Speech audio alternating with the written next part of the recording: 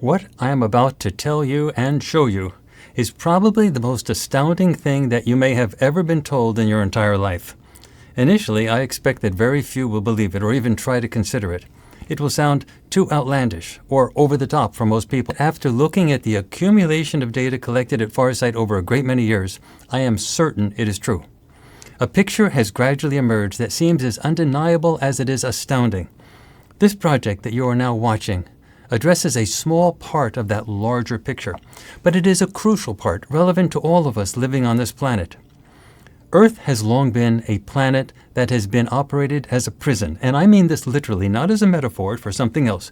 People who live here were mostly dumped here from somewhere else, from other planets and other star systems within our own galaxy, and possibly some star systems in other nearby galaxies.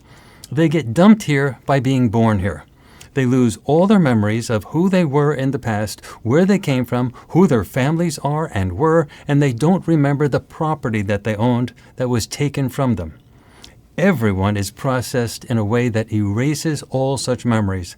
And the key to running this prison has always been from the beginning to suppress all knowledge of every prisoner's past. And when people die on Earth, a technique was established to involuntarily recycle them back into another life on this planet, memory-free, so that they could never leave. Dying offers no escape from this place.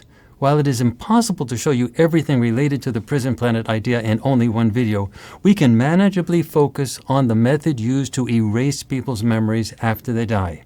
It is a process that is so cruel, so barbaric, and yet so unbelievable, it is best to show you rather than tell you. Any hope of escaping from this prison will depend on understanding the workings of the death traps. So where are we now? The nearly fabled pathways or doors that appear at death seem to be artificially constructed. Under normal circumstances, there are no pathways or doors, no attracting lights that draw you to heaven. Death simply means the physical body stops functioning and there you are, free to go wherever. If you are drawn to the light, you will get stuck, zapped, and memory wiped. Killing the person, in essence, simply releases the person to return and commit more crimes. What makes more sense is to work with the person to help reform the personality while you have the person in a controlled environment under lock and key. Giving people job skills to help them feel invested in a society will change their personalities for the better. Killing them does not do anything except put them back on your doorstep in a very damaged state. It's something to think about. Now let's think about humanity for a bit. How hard will it be to convince many people that such death traps even exist when they don't have any memories of anything before their current lives? What evidence could I or anyone offer them that would convince them that they are living illusory lives, that they are literally stuck in a prison? Who would believe any of this? Moreover, do you now see why it has been so important for the mainstream to be manipulated into denying the existence of remote viewing and the extraterrestrials? If the society acknowledges anything about remote viewing or the extraterrestrials, then the entire house of cards is in danger of collapsing. Once you acknowledge the existence of the extraterrestrials, then the next question is to ask, what have they been doing all this time? And what is our history in relation to their history? Remote viewing offers the potential to circumvent all controlling authorities that limit what the mainstream is willing to allow into the public discussion. So that too is marginalized. The real question you should be asking now is how the mainstream is so easily manipulated and by whom. Those are important questions that we will be addressing in future projects. There is one more point I think really needs addressing. You can be certain that nearly all humans on this planet who are engaged in activities aimed at suppressing information about UFOs, extraterrestrials, and remote viewing are victims, not fully aware perpetrators. They may work for government agencies. They may feel that they are doing their patriotic duty by, say, disrupting UFO, remote viewing, or other related groups so that they cannot grow significantly.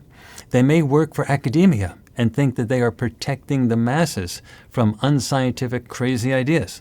They may work for the major media and think that they are keeping public conversations safe and rational. These people may even manage late-night radio and television content behind the scenes, keeping everything important in the small-scale fringe realm. Well, they certainly do not understand their true situation. They clearly do not understand that they too are prisoners, and that they will not be given any preferential treatment after their own death experiences. They often block the truth from reaching their own minds just as fervently as they seek to block the truth from yours. Moreover, they think that all of their fervently held thoughts are truly just their own, that their minds are isolated and secure from tampering. The gatekeepers think that they really control the gates, yet they have no protection at all.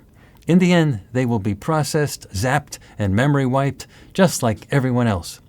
They have been unwittingly recruited to be indirect collaborators with extraterrestrial prison authorities, and there are no real benefits to that job, a job they don't even realize they have. The same goes for everyone else. It does not matter how rich you are, how powerful you are, how much you own, nothing matters. You lose everything when you die. The really weird thing is that elsewhere in this galaxy, that is not the case. The death of your physical body is like throwing away an old pair of shoes. You should get to keep everything, your memories, your stuff, your money, your friends, everything. The extraterrestrial prison authorities don't care about any of that. The only thing that matters is that you don't go anywhere and that you don't remember anything.